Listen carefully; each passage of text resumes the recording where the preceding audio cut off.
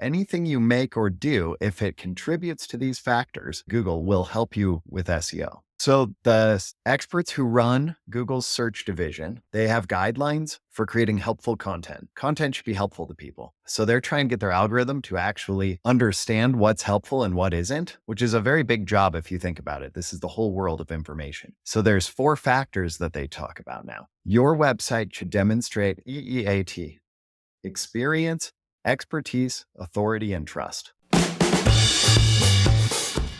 Hey, welcome to the Beginner Photography Podcast. I'm your host, Raymond Hatfield, and today we are talking with Connor Walberg, an action sports photographer turned SEO expert just for us photographers. But first, the Beginner Photography Podcast is brought to you by CloudSpot.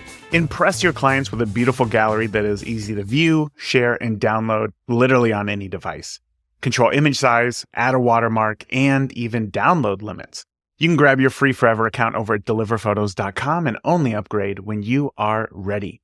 Now, Connor is a really interesting dude, had a background, as I said, in action sports, and then got into SEO. That's not a traditional path that many take, but who knows where life is going to take us, right? So today we talk a lot about SEO specifically for you photographers. We're kind of in this weird time where AI writing tools are pumping out blog posts faster than ever. And Google has to figure out what content is relevant and how do we show people exactly what it is that they're searching for. And if they're looking for a photographer, you are the one who wants to, be right there at the top of the search results. So today we're going to learn all about SEO fundamentals, right? Understanding why focusing on local search results is hands down the most important thing you should be doing.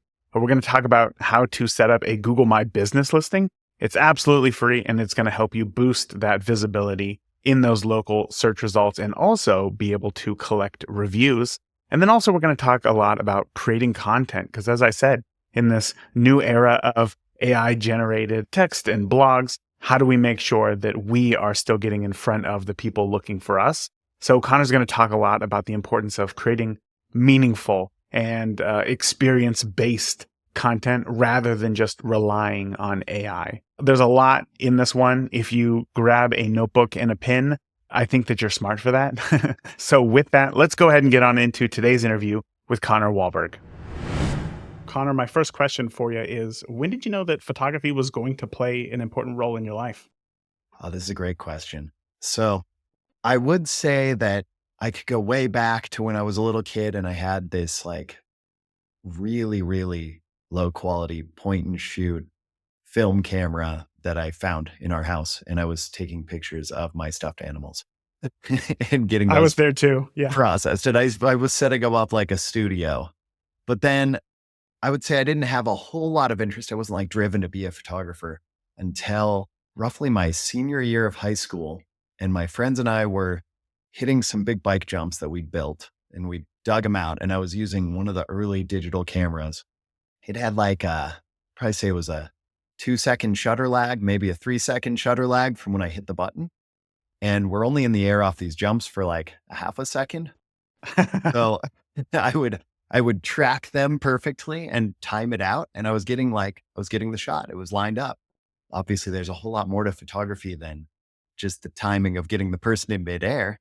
But my friend was becoming a professional skier at the time. And he said to me Connor, you need to get a pro camera so you can take pictures of me skiing and help me grow my career. And I was like, yeah, right. I'm going to go home and spend money on that. That's $500 probably. So wouldn't that be nice? Yeah. Wouldn't that be nice? So I went home and it stayed in my head because I loved taking photos. I was having a good time with it. And I was like, well, maybe I should get a pro camera today. And I ordered one that night. And it was $1,000 and just started shooting. It just became exactly what I wanted to do, and mainly action sports because I viewed it as a way to tie together my interests. So I could go explore the backcountry on my skis. I could go ski off cliffs and ride my bike to remote locations and take pictures of my friends doing it as well.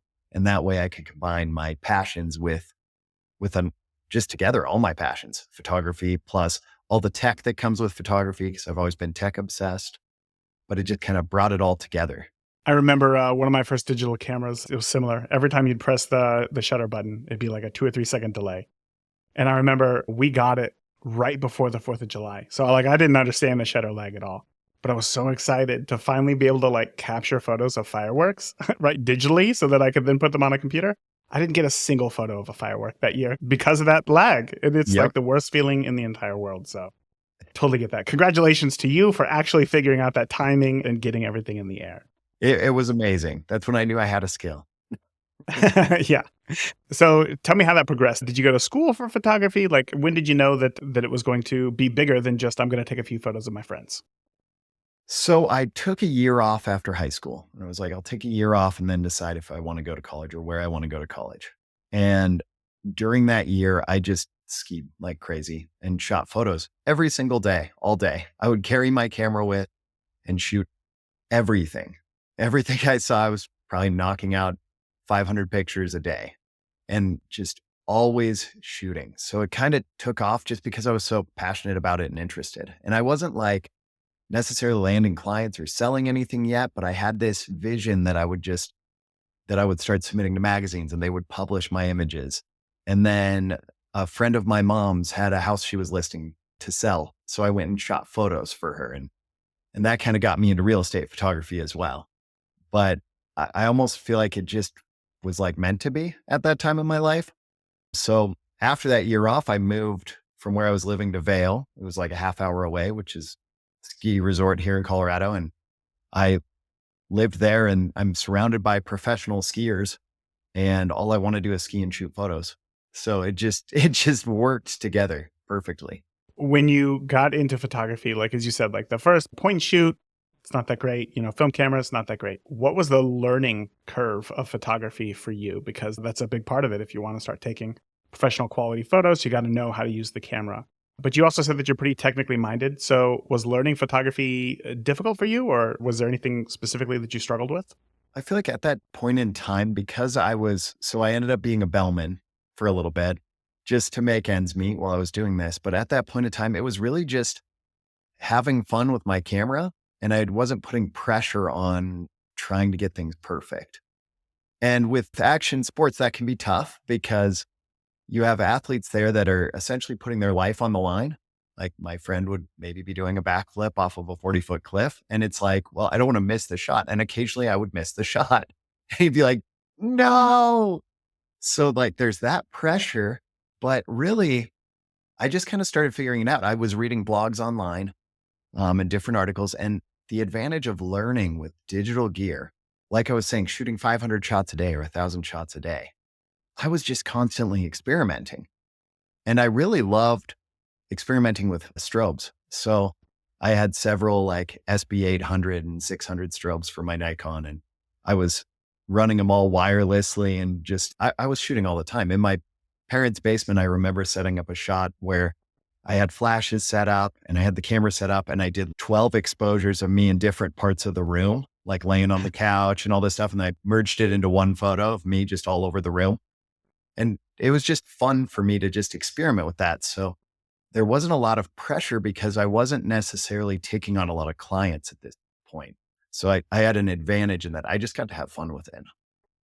And that's the goal, right? Everybody wants to have fun with photography. So Yeah. I always feel like the slower that you can make the journey of learning photography, the better you're going to be because, like you said, you're not up against that time pressure or, yeah, just pressure of having to perform in a certain way. Like you can just mess around and have some fun with it. So that's great. I want to know, when did it change for you? Because today you're not focused fully on photography, but you got something else going on. So tell me where you're at today. Okay. So the path meandered all over the place. I was shooting extreme sports. I had images published in a lot of major publications for skiing, for mountain biking, like Outside Magazine, Skiing, Powder. I had images published in Japan for all these magazines. And that was great, but it didn't necessarily pay the bills. So I also started shooting stock for Getty Images. And then I also shot real estate for a lot of realtors in the Vail Valley. And houses are very expensive there. So they're willing to pay a high rate to have a photographer get really good shots to list the property. But from there, I would say I kept getting more and more into backcountry skiing and that sort of stuff. And eventually I actually had some back issues. And I think it was from carrying my heavy backpack and dropping off cliffs with camera gear. I had a rule for a while that I wouldn't go off anything bigger than 40 feet with my camera in my back because I didn't want to break the camera if I landed wrong. Only 40 feet. I 40 love how you feet. capped it at 40 feet, not 6 feet, 40 feet. Okay, gotcha. That was my rule because honestly, if the snow is right and if it's deep enough, you can fall head first off a 30 to 40 foot cliff and you'll be fine. You'll land on That your head. sounds You'll horrible. be fine. It sounds crazy, but you wouldn't even like, you might be rattled, shaken up, a little bit sore, but you'll be fine. So I started having some back issues. And then I also wanted to make something, I guess, kind of tangible because I was always in a digital space with photos. So I started a clothing company, a skate clothing company. And from that, I progressed into selling longboards, like skate longboards that I was having people design and running design contests. Through this, though, and this is where I seg into what I do now, I learned SEO. So I tried every marketing channel out there. I even read a book called Traction, and it had something like 16 marketing channels or 17 marketing channels that it talked about that anyone can take. Wow. And I experimented with all 17 selling t-shirts, but I also was kind of becoming tired of the consumerism mindset and just always needing more. And it just felt wasteful in some ways. So I learned SEO. I created this article for my brand. It was called Concrete Coast. And I went from 1 to 2 visitors a day to my website to over 200 a day with one article.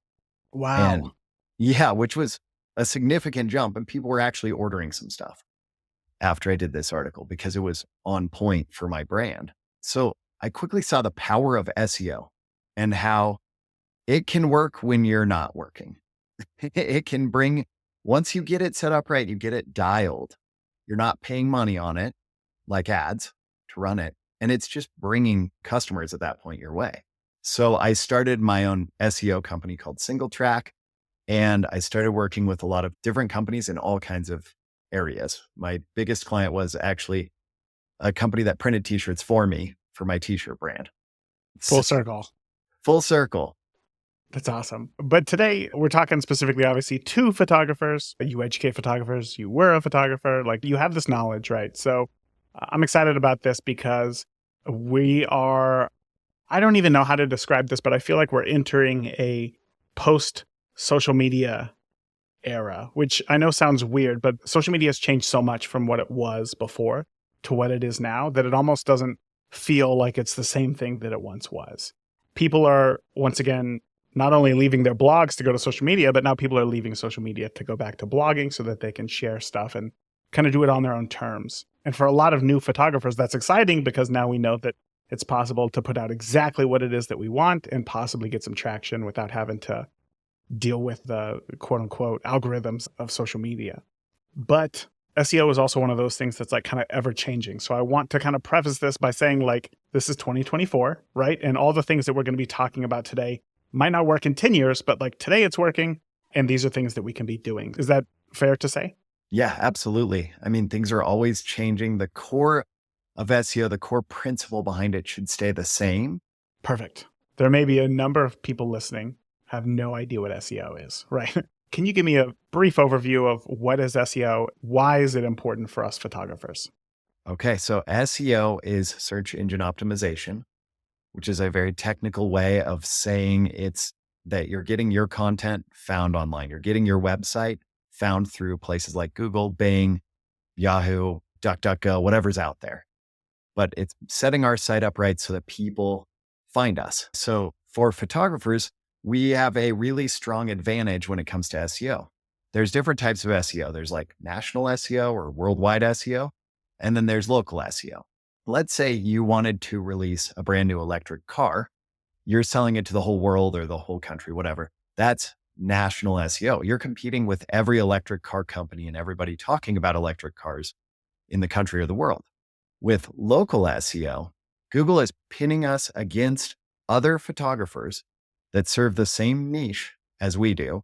So if you're a senior portrait photographer and you live in Denver, Colorado, and you're in a specific region in Denver, a specific neighborhood, and there's 2 other senior portrait photographers, and you all get your SEO right, you're going to be competing against each other to show up for that first spot to attract anybody in your area. And people are searching for things like this, like senior portrait photographer near me on Google. What you want is to show up for that result, and you want to be near the top because people generally click near the top of the result. Right. That's me. I can't remember the last time I went to a page 2 of Google. But now, am I wrong? It's just kind of like an endless scroll? But regardless, it's still kind of the same thing, right? So it's you're not going to go very far down that list. What we're doing is we're making our website speak to the search engines so they know where they should rank us, where we're supposed to be. So unless that goes away, search engines go away, I believe the idea of search, we're always going to need to search for things in some way, whether it's with our voice or video or our AI is searching for us. But there has to be a catalog of this information. And somehow that catalog has to be sorted so that we get the right answers to our questions or we get the right photographer that we're looking for.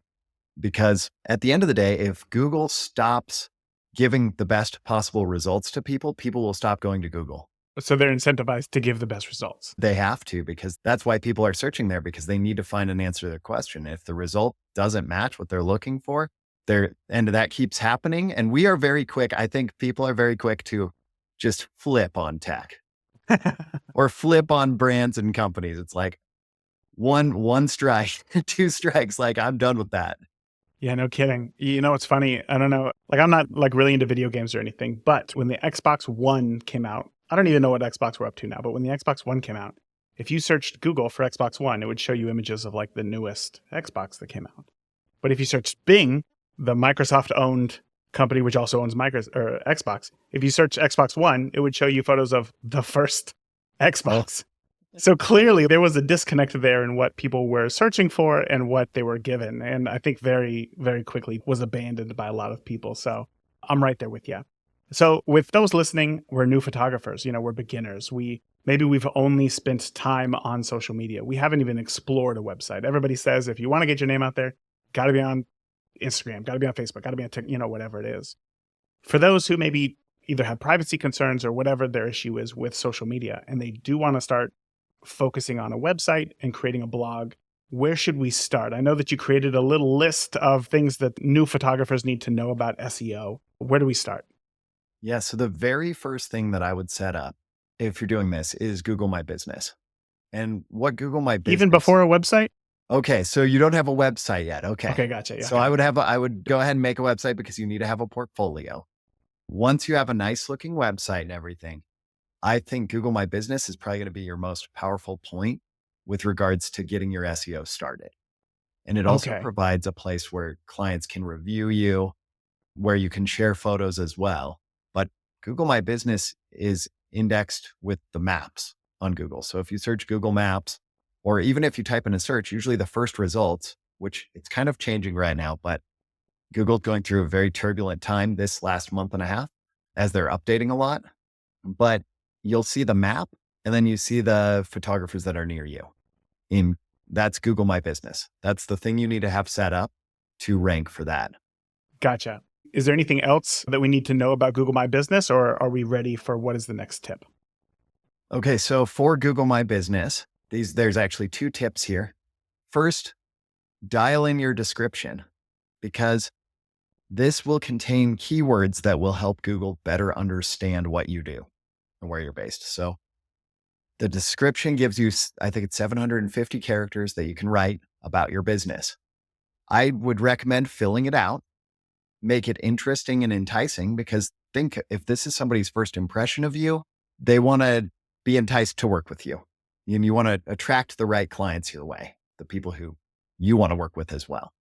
So dial this in by making it enticing and also including what would be like your main keyword. So your main keyword, there's kind of a quick formula for this, and it's where are you based? So let's say I'm Littleton, Colorado or something. What's your niche? And then the word photographer. So location, niche, photographer. So I would say Littleton, senior portrait photographer. And that needs to be in the description. Yes, I would incorporate that into the description. The other place is to incorporate it onto your homepage as the main tag. So coming up with a description, like These things are hard, right? Like I Mhm. could say that I'm an Indianapolis wedding photographer because I shoot weddings. So like what more should I be adding into a description?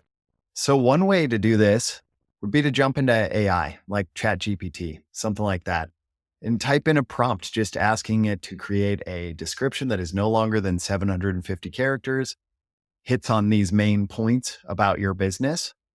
One thing to note here is generally we want to write about the experience that the person's going to get, not about what we care about. So a lot of photographers will jump into like, I have an amazing flash system and I have the newest and latest gear, and people are not, they just look at your photos, and if they like them, they'll hire you for that reason. They don't care if you shot with the latest Canon or Nikon. So typing it into ChatGPT and running a prompt, and you can work back and forth, but then go ahead and adjust it so it's your voice. That's something I think needs to happen with AI in general. If you're going to use it as a tool, especially for SEO, you still need to incorporate your real world experience into it. And this is something Google does talk about. What do you mean? How so? How does Google talk about it? So the experts who run Google's search division, they have guidelines for creating helpful content. And this is their main focus right now is content should be helpful to people. So they're trying to get their algorithm to actually understand what's helpful and what isn't, which is a very big job if you think about it. This is the whole world of information. So there's 4 factors that they talk about now. Your website should demonstrate experience. So it's EEAT, experience, expertise, authority, and trust. So anything you make or do, if it contributes to these factors to Google, will help you with SEO. Could you break down what is the difference between experience and expertise? So experience is where, from my understanding, when you're writing, let's say you're writing an article and you actually share a real life story of something that happened. Experience was added after AI became a big deal in the last couple of years. Ah, So it's really AI can talk about stuff, but it's never had the experience. It's just pulling data off the internet. right, right. Okay. Oh, that's interesting. Yeah, because that's obviously a big thing, right? Because if AI is kind of an amalgamation of everything that's like ever been written before. So if we're just using AI to write our website, essentially, it's really not going to stand out in any meaningful way. So adding in our own experiences is how we're going to do that. Yes, essentially, it's like I would say the personal touch. Wow. Okay. So help me figure out here then, like maybe what are some things that we should be using AI for? And maybe what are some things that like we definitely shouldn't be using AI for helping us with SEO?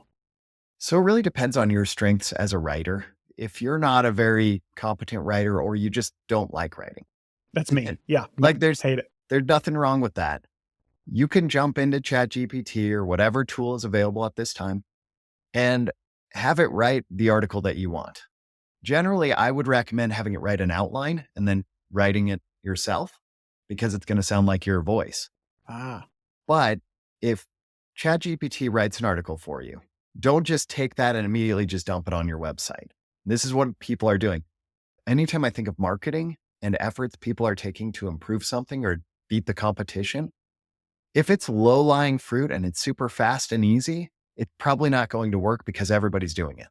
So if you're just typing in a bunch of prompts and you're like, I published 400 articles on my site today from ChatGPT, that's probably not going to do anything for your site. It might actually harm your site because Google's going to see that and say, where did these 400 articles come from every day for 5 days on this individual's business?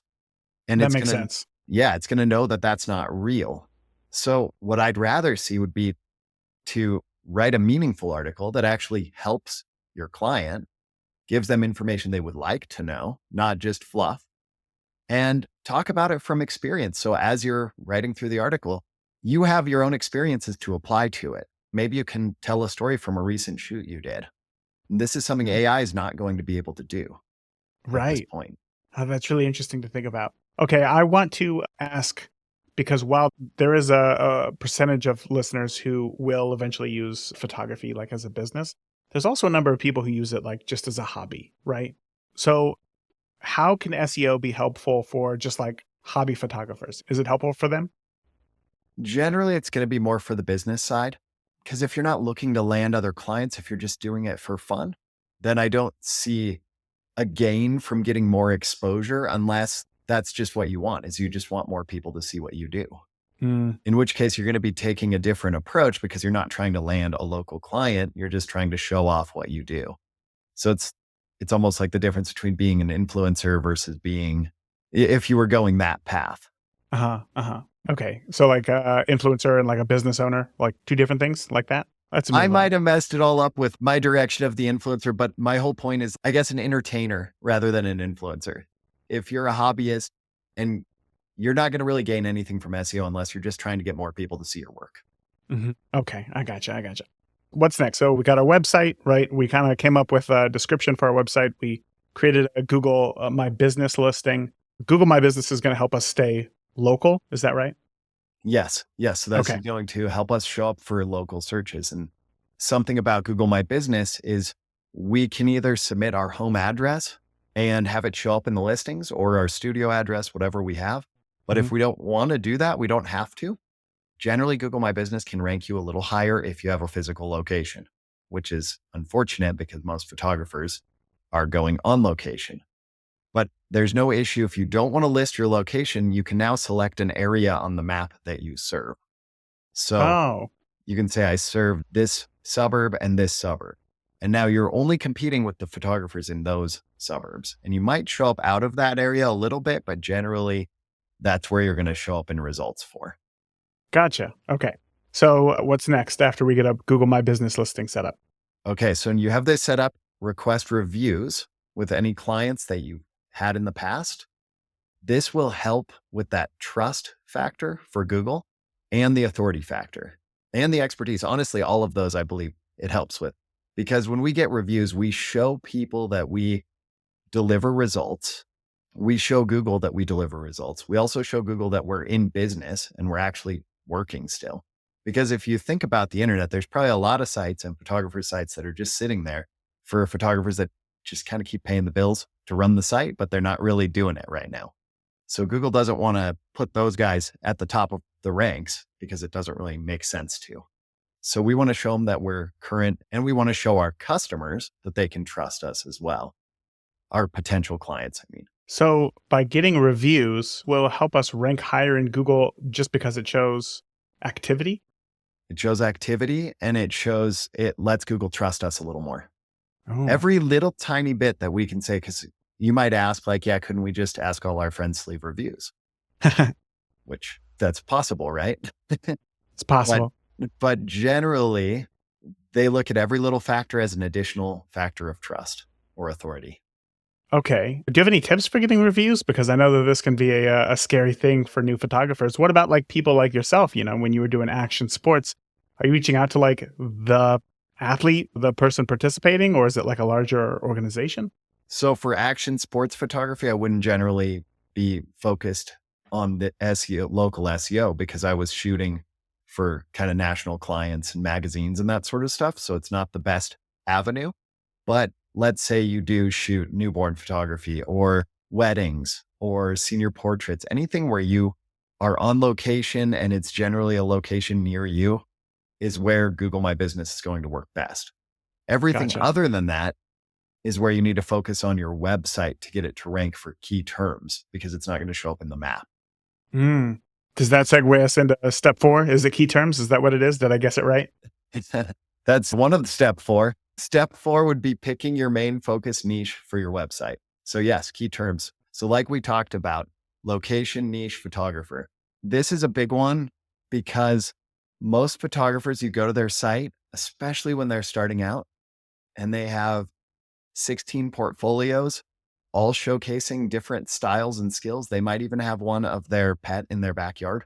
Yeah, I Or, did. Yep. yeah, I had these. They- this was the way we get into it, right? We're experimenting and dabbling in everywhere. And a lot of photographers don't want to niche because they don't want to limit themselves. So like, if I make my site all about one thing, then I can't shoot these other things. People aren't going to hire me for this. But in truth, you can still shoot the other things. And anybody that you talk to, especially when you're starting out, you're probably mostly word of mouth. If they're like, hey, can you shoot this? Can you shoot real estate? I know you're a wedding photographer. Can you shoot my house for this listing? And you're like, sure. Mhm. Right. But that doesn't need to be a big focus on your website if that's not the direction you want to take your business. So I think it's important to know which direction you want to take your business, what niche you actually want to have. And then we need to make our website speak to that niche. So if you dial it in and have one niche, which is the easiest way to do this to start ranking well, because you're only competing against other photographers in your area with that niche, then we want to have that keyword like Littleton senior portrait photographer. And that needs to be the H1 tag on the homepage, and only one H1 tag per page. What an H1 tag is a heading tag, and it tells Google this is what this page is about. This is the key content here. Ah, okay. So when it comes to coming up with keywords, right? Like, should we only be trying to rank what? I guess keywords is a hard thing to figure out, right? There are tools that help you figure out what are the keywords so that you can start ranking for these things. But I think one area that I got into trouble when I had first started was trying to rank for 19 different things, like for my homepage. Was that the wrong approach, or how should I be finding different keywords to try to rank for? So if you're just starting out, you don't need to do a whole lot of keyword research for the local SEO side. The best way to do this to get going is simply that one keyword, photographer or location niche photographer. That each page on your site, ideally you want to target one keyword. So then I'm going to play devil's advocate here, right? Okay. I have a homepage. Now I want to write a blog. Obviously, the point of this blog is to get more traffic to my website. Yes. In my head, I'm thinking, okay, location, niche, photographer right there. I'm going to put Indianapolis wedding photographer in every single blog. Is that going to, cannibalize results for my homepage and other blog posts, or should I be doing something different? It is, and you use the correct word. So they call that cannibalization. Oh, perfect. And it's where you have the same keyword repeated on multiple. You have a lot of content that's trying to compete for the same keyword. So your about page is Indianapolis. I think you said wedding photographer maybe. Yep. But your about pages, your home pages, your contact page. You have another article that you wrote that's really in depth that has the same keyword. And Google says, well, which one should I rank for this keyword? And then in my opinion, from what I've seen, Google says, I'm not going to rank any of these because none of them are really targeting this keyword. I can't decide which one's the best one to go with. So our homepage, if we're going to have one niche, needs to have that keyword. And that's the only page that targets that keyword on our whole site. Then if we wanted to have two niches, we could have a second page that's like our homepage that targets the other niche that's also on our site. So you can target multiple niches. And I think that's a big relief for a lot of people that I talk to. They're like, wait, but I shoot this and this. Yeah. I do pets and senior portraits. It's like, okay, well, you can have both of those. And you generally want your homepage to target one because the homepage is going to be the strongest page on your website because of something called backlinks. This is where other sites link back to you. And this is how Google crawls the web. And hopefully I'm not getting too deep into this right now, but just in case, let's slow down just a little bit. Yes. Google's crawling the web. We got Crawling links the to our web. website. Who's linking to our website? So other websites, like let's say we work with a vendor or something and they want to refer people to us, they might have a link on their site that comes to our website. And that's good. That's great because that's how Google crawls the web. That when I say crawl, they also call it the spider. And think of Google as a giant set of files in a filing cabinet. And if they read one file and it tells them to go read another file, they jump over to the other one and they read that file. And it tells them to go to another file. It's all connected like a spider web. And links are how Google finds our site and how it decides if our site should have more trust or authority based on the site that's linking to us. So the more sites that we can get linking to our site, the more Google sees us as an authority and can trust us and will be willing to rank us higher in search results? Yes, assuming that these are quality websites.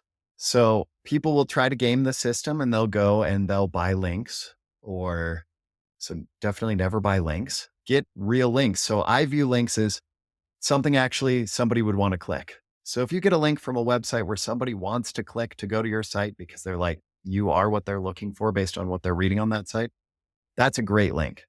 And if it's relevant, so like we don't want to be on the some food blog website linking to our website when we're shooting senior portraits or something that's not even related.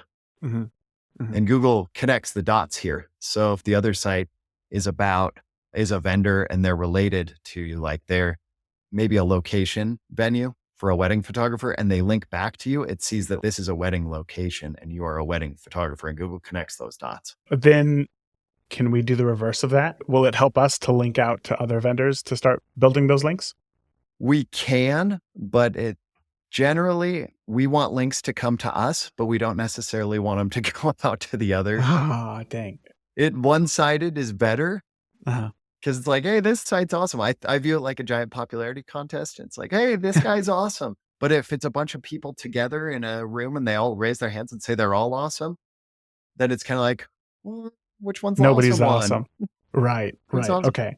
And yeah, so the idea with links is we want those people on that site to want to click through to our site. And if we have a link right back to them, it's kind of like neutral. Google doesn't value it as highly. Gotcha. Okay.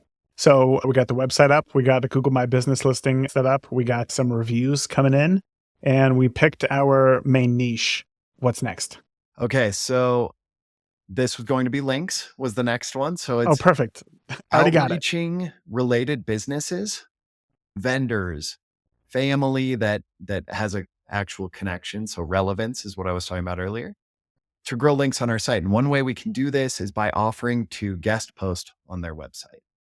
So a guest post is where we write like a blog article. Another great way is if we go on a podcast, then we probably get a link back from that podcast. There's a lot of different ways to gain links, but it's really, you have to think about it from, most people get hung up on thinking about themselves. What's in it for me? Like, I want a link. How do I get a link? Give me links. It's kind of like thinking, give me money. And I'm not doing anything. I just want money. It's like, what can I do for them now to get them to link to me? So if you create a great piece of content that they can put on their site and the author bio links to you, or maybe there's some text in it that links to you naturally and it makes sense, then you're helping them out. They have new content to share with their readers and visitors, and you have a link to your site now. I see. So reaching out to other venues. So let's say as a wedding photographer, you could reach out to a venue, say, hey, can I write a blog on your website, something helpful to their potential brides, because that's helpful to them. Yep. And in the hopes that they then link your website at the bottom or wherever, and that tells Google to come back to you and that you build that relevant. Does it matter if people are like actually clicking that link, or it only matters if there's a connection there? Does anybody know? It can help. Google can see that people click links. So it can help if people are clicking it. That's going to be a more quality link. Gotcha. But Okay. at the same time, having a link on an authoritative site or a good site that Google already sees as good that comes to you, even if people aren't clicking on it, Google will crawl the site. It'll see that link and it'll jump over to your site. Okay. I kind of think of it like you're collecting your SEO in a bucket, like collecting rain in a bucket. And each time Google's always running around the internet trying to find things. Each time it stumbles over your site again, I think it's like, oh, it's another drop in the bucket, and it's like starting to fill up. So it's like this site's starting to become more important to me because I keep seeing it. It's like just like the fact that when we hear about something 7 times before we buy it, it's like Google has to hear it so many times from people it trusts to be like, okay, or websites it trusts to say, okay, yeah, I trust this site now too. Mm-hmm. Okay, makes sense. What's the next step after we get some links and do some outreach? Okay, so I would set up your Google Search Console. This is a free tool on Google. If you type in Google Search Console, and there's a little bit of code that they'll ask you to insert on your website just to say that, hey, Google, I own this website. And what this is going to do is it's going to track what people are searching to get to your website. It's going to track how many people are going to your website. It's going to tell you how many times you're showing up in search results and what your position is that you're showing up in. Because if we're in those top 10 positions, we're getting clicks. And below that, we don't really get much. But this is just your way of tracking all your efforts, because doing this work and not seeing any results for a long time, because maybe your SEO will take 3 months, maybe it'll take 6 months, maybe it'll take a year to get to where it's really doing well and where it's just bringing clients in. That first year can be kind of like painful to watch because you're like, why am I doing all this? Nothing's happening yet. But from what I've seen, most people, and even for me, I lose patience in those first 3 to 6 months. And then all of a sudden results start happening and I see them. I'm like, oh, wow. Why wasn't I continuing my efforts all those months? Because now I am getting results. And so I'll do like waves of SEO sometimes because of that. But this is your way of knowing if you're starting to get to show up in things, if Google's indexing your site for keywords. Ah, that was a hard thing for me. I know that one of my first years shooting weddings, like you were saying, I got a lot of bookings just based on referrals, right? Friends of my wife, friends of family and whatnot, to the point to where I booked like a good amount. I booked like 20 weddings that year or something. And I thought I was in a groove. I was like, I got this figured out. I'm brand new to this, got to figure it out. No worries. That I didn't like market at all that year because I was so busy like shooting weddings and whatnot. And then the following year was extremely difficult because I didn't do any marketing the year before. I didn't set up anything. So that next year is when I had to figure out like, how do I figure this out? And I had to go into like marketing mode hard. And that was the learning a little bit of SEO myself and trying to figure out those things. And one thing that I'll say is that it seemed like putting in the time for SEO, even though it was hard up front to try to learn all these things and physically do all these things with very little results to show immediately, once it did start to take off, it really smoothed out the peaks and the valleys of the roller coaster and made it a much easier ride. While there are, of course, still other things to do, I would say that it was probably one of the most helpful things that I did for my website. And on top of that, trying to do that outreach, get those links, I formed genuine relationships with other vendors. So not only did it help me on an SEO side, but also it helped me from a referral side as well. So I can totally attest to that. That's great. That's great. So what's next after Search Console? Which, by the way, great tip. I don't think a lot of people know that Google will give us the information about where we're ranking and what we're ranking for. That's wonderful. I appreciate that. Yes, that one's completely free too. That's the best part, right? Of course. Yeah. It's just there. It's a tool that you can just use right now. The next one I was going to say, and I'm jumping back to the site, I didn't put these in a specific order necessarily. It's mostly in an order, but this last one is your homepage meta description. The meta description is what shows up when people search on Google. So they see the title of an article, and that's usually the blue part or the headline up top, and then they see the description below. Now, they call this an indirect factor of SEO because according to Google, they don't look at the keywords here and say like, oh, I'm going to rank this higher because the keyword is in the meta description. So instead, we still want to treat it like they do factor it that way. But what we want to do is almost make our meta description clickbaity. We want people to click. We want them to click our link and go to our site because when people click links on Google, that does influence the results because it shows that people typed in a certain term, they skipped the top 3 and they clicked on your link. Why did they click on your link? Probably because you wrote a better description that was more accurate to what they were looking for, more enticing. So we have roughly, I believe it's 160 characters now to write a meta description. You can do up to like 320, but then you have the little dots after it. Nobody likes the little dots. No one likes the little dots because then you're like, I don't know. I'm mixed on it though. Sometimes I'm like, maybe they want to learn what's going on after those little dots. So they have to click. But generally I try to make it fit in those 160 characters. And I want people to say like, oh, this is the photographer for me because this is enticing. This is interesting. This little description, because we have like one shot at a first impression. Yeah. And we're competing against all these other websites. If ours stands out to that person, they will want to click on it.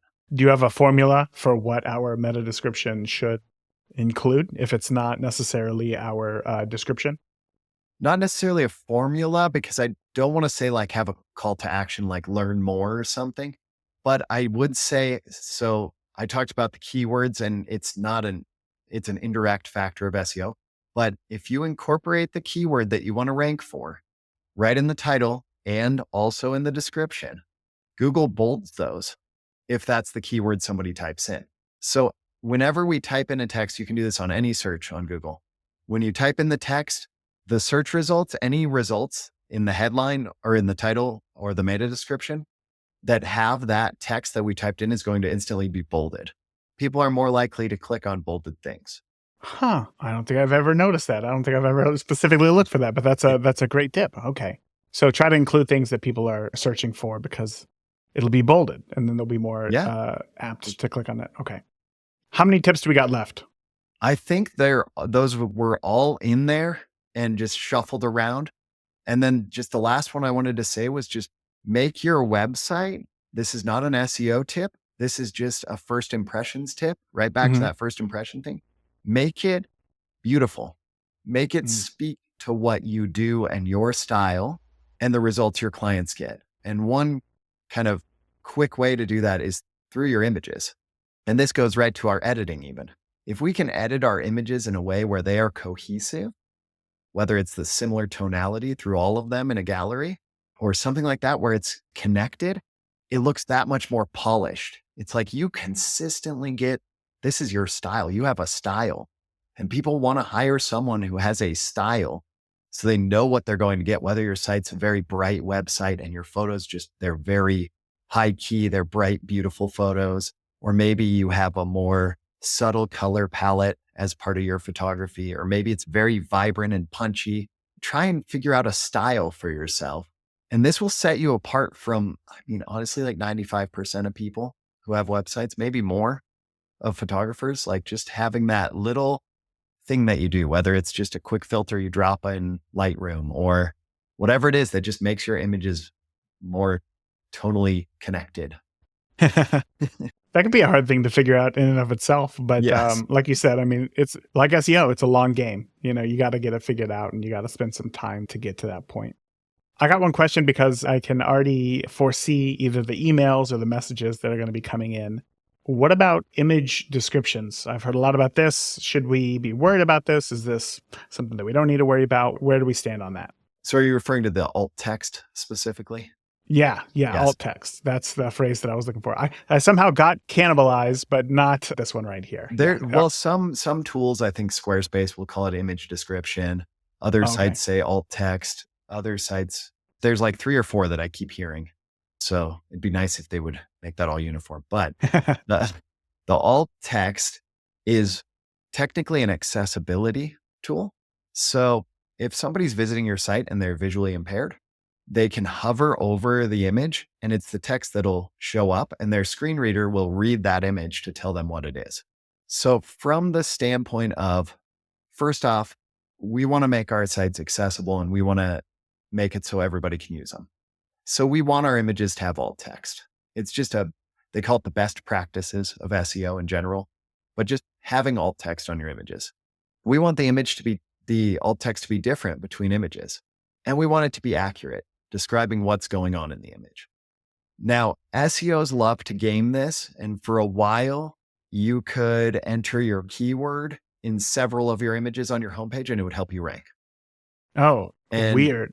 and it's possible that still helps a little bit, though Google claims it does not. They say just use it for accessibility. So what I like to do is any page or article that I'm writing, if I have an image that I can incorporate the keyword in a natural way, I will incorporate it. Otherwise, I'm not going to try and force it. I'm just going to be accurate in my descriptions. And this is just me saying to Google, hey, I put the time and effort in to follow your standards. And I also made my site accessible to people. Okay, so we'll just stick with the wedding photographer example here. If we have a photo of a flower girl, I don't know, standing, like walking down the aisle or whatever, don't put in Indianapolis wedding photographer captures flower girl walking down the aisle. But if you Yes. have a couple who maybe they're standing in front of the Indianapolis skyline, you could Yep. somehow put in like a couple on their wedding day getting photos taken in front of Indianapolis skyline. Yes. Does that make sense? Yeah. Okay. That's it. Okay. And now you're hitting that Indianapolis term, which Gotcha. helps. Even if it's not the full keyword, like that's there. And it's just think of it as another signal to Google that this page is about Indianapolis, a photographer, right? But it just needs that one keyword to just kind of start connecting dots. But don't go in and stuff your keyword all over your alt text. It's not actually going to help anymore. Another side question here, and I know that we are running out of time, so I will make this one quick. I technically live like 40 minutes outside of Indianapolis, right? But I knew that for me, I wanted to shoot weddings in Indianapolis. However, that's not like where I live. So I guess 2-part question. How important is it that like my address is not technically in Indianapolis? But then the other thing is that what about writing potential like blog posts? Would it help to write blog posts or would it hurt us to say like suburb of Indian, let's just say Fishers, Indiana wedding photographer? Greenfield, Indiana wedding photographer, Avon, Indiana wedding photographer. Would those things signal to Google that it is more local or that it just is kind of all over the place? And would it end up hurting us? I've seen this work where generally a photographer will put links in their footer Hmm. and then they will essentially duplicate their homepage, but then modify the text on it and make it cater to a different town or a different Oh, suburb. These will not affect where you show up in the map results, which is your Google My Business, but it will affect where you show up in results, just standard search results. It can make a difference to do that. Generally, so with Google My Business, that's going to be the place, the lower hanging fruit to get it going and that people are going to click on a lot. I would suggest selecting the area and including Indianapolis. They say as long as it's within a 2-hour drive of you, you can select that area. But the bigger you get, the more photographers you're competing with. good point. Good point. Okay. So I remember at least like when I was not being in SEO so much, especially with the Google My Business and whatnot, I feel like there wasn't as much importance placed on it, say 2011, 2012 or so, as there is today. I was always taught, write a bunch of blog posts about best places to get married in, and then start listing all the suburbs. Today, does Google My Business, like just by having the Google My Business and selecting your area, kind of remove the need to start creating additional content specifically for outside suburbs? No, so I would still continue to create content, but maybe like you were saying, that Okay. 10 best photo shoot locations around or family photo shoot locations around. This is just going to reiterate to Google that this is the area you serve. And if you want to Gotcha. open it up and serve another area, Google My Business isn't going to, it shows results that are relevant to your location. If you now are trying to target a location that's outside of that or that's on the far end of it or something, creating articles on your website will rank. They can rank for that area and get people to your site as well. So it's almost like there's two sides of SEO. There's the Google My Business local side, which you can only handle a certain way and Yeah. only handles a certain area. And then there's your website side, which you can market anywhere. Mhm. And I've seen photographers who are ranking well for Google My Business because they have a studio in LA or something. And then they have they also shoot family portraits or something. So it's like a family portrait studio in LA. And then in Nashville, Tennessee, they have a vacation home and they go there and they also shoot there. So they created a second homepage or a second page on their site that caters to Nashville family portraits. And that's not going to show up in the map packs unless they set up a second Google My Business location, which you can only do if you actually can register that second location. So now that page will show up in the results though. Okay. Connor, there was a lot here today. There was a lot going on, especially for new photographers, even though I feel like you did a really good job breaking it down and helping us try to figure it out. For those who are still thinking this sounds a bit difficult, give us some encouragement. What is the first thing we should do? And what should we pay attention to? What should we not? The simplest steps and the simplest way to do this all is essentially no nonsense and just caring about making good stuff for people. So your first step, obviously Google My Business, set that up. After you have a website, your website, make it look good and speak to people, make it about the people and put what they need to know on your website. Those are your first steps of SEO. Just speak to people, make it for people because Google's emphasis is helpful content, content that helps people get what they need and what they're looking for. And if you're the answer for that, and Google knows that too, then they're going to rank you. So focus on real world activities that would grow any brand, like reaching out to people to guest posts would grow any brand because it's going to get more people to learn about your brand. So any PR related type of stuff, just getting your name out there is going to help grow your brand. Social media is signals for SEO. That's going to grow your brand if you're continuing to post on social media. You don't have to post all the time, but just Google sees that you're active there. Everything's a factor that you do online. So rather than getting in the weeds about it or worrying if you're doing it right or not, just start creating what you want to create and what answers your people's questions, what they can expect from their shoot, what it's like working with you. If you convey all of this to people, then you're off to a great start for SEO. I couldn't have asked for a better answer than that. That was great, Connor. For those who do want to learn more about SEO and go deeper down this wild rabbit hole, where can we find you online? All right. So that's where I've branched to from my SEO business. I teach photographers SEO and I run a membership. My website is connorwalberg.com. It's ConnorWalberg. And then you'll see up top the button for membership. I run a membership where you can go in. It has a complete course that is way easier than maybe the way we covered stuff today, but it's all bite-sized, organized videos that are about 3 minutes long with actions you can take right now to get your site on the right path and get all of your efforts in order. So it makes it very, very simple to get started with SEO. Plus, I'm in there answering everybody's questions and running live Q&A calls. So if you're hearing all this and you're like, wow, this is just chaos, I don't even know where to begin, hop in there and check it out. And for anybody that references this podcast specifically, I'm happy to do a free website audit for you. I'll record a video for your site and I'll tell you what your first actions are, what you need to do. I'll use my tools to crawl just like Google does and see your website. And I'll say, hey, you need one H1 tag on this page and this is what it should say. So I'll get you off to the right start. Thank you for tuning into this week's episode of the Beginner Photography Podcast. If you enjoyed today's episode, please share it with a friend. Start a conversation. Grow together. That is it for this week. Remember, the more that you shoot today, the better of a photographer you will be tomorrow. Talk soon.